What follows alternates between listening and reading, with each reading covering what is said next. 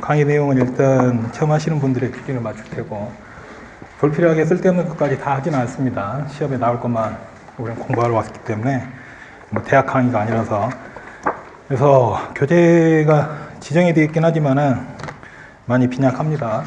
그래서 따로 만든 교재 이미 배부 받았겠죠. 거기에는 내용이 좀 더 많이 들어가 있고요. 아마 이걸로 대부분은 진행을 할 겁니다. 그래서 실제 기출문에 이제 나온 내용들은 간혹 중간에 한 번씩 배부가 될 겁니다. 여러분들이 확인하기 위해서. 원래는 문제를 풀면서 이론하고 문제가 병행돼야 되긴 하는데, 일단 이론반이죠, 이거나. 여러분들이 이론 각 부분별로, 단원별로 나왔던 기출문제들도 한 번씩 확인들은 하셔야 됩니다. 물론 강의 도중에 문제가 어떤 식으로 출제된다는 건 다 언급이 될 겁니다. 뭐 행자학 공부 방법은 100번 말해봐야 소용이 없죠. 반복입니다. 여러 번 봐서 익숙해져야 암기도 되는 것이고, 뭐 이해와 암기 몇 번 말하지만은 다 아는 거죠, 그거는. 어떤 과목도 똑같습니다만은 여러 번 반복해서 익숙해져야 되고, 또 시험 당일에 앞서서 전체적인 행정학 내용들을 다 파악하고 갈 수 있어야 된다, 이거죠. 그래서 회독수를 가능한 한 줄여야 되기 때문에 알고 있는 내용은 제끼고 모르고 있는 내용은 다시 확인하고 하는 방법을 반복하셔야 됩니다. 또 문제 같은 경우도 이론 다 끝나고 나서 푸는 게 아니라 각 부분 파트별로 끝나면 계속 문제 풀어보셔야 됩니다. 출제자들이 어떤 식으로 문제를 출제하는가를 계속 확인하셔야 되니까. 그래서 뭐 시작하는 단계에서 따로 뭐 행정학에 대한 공부 방법론 이딴 건 없다는 겁니다. 여러 사이트를 가보면 이렇게 해라 저렇게 해라 나오는데, 여러분들이 잘 되는 방법을 하는 것이고, 일단은 늘리지 마시고, 아마 교재 나가면은 요게지 말고요. 지금 제가 따로 배부 자료로 나가 있는 거 있죠?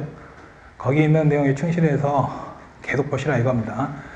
본교재, 원래 있던 교재가 제 법인율이 개정된 거나 이런 게 반영이 안 된 게 많아서 따로 나눠드릴 겁니다. 따로 지금 만든 자료를 통해서 강의를 진행할 테고, 거기에 내용에는 개정된 내용이라든가 또 근래에 출제되기 시작한 부분이라든가 이런 게 다 보완이 되어 있습니다.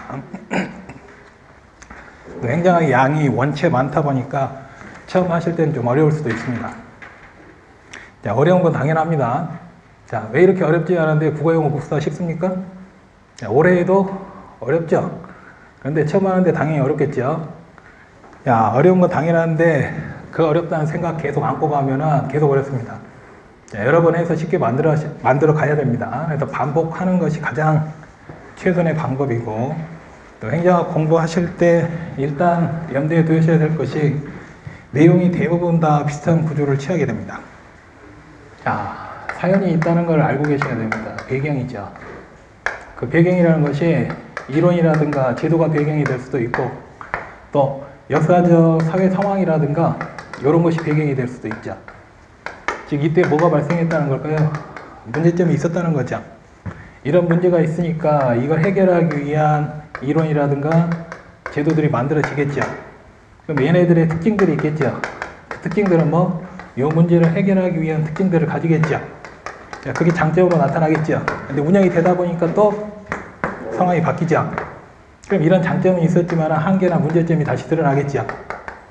그래서 이걸 다시 또 해결하기 위한 새로운 이론 제도가 나타나게 됩니다.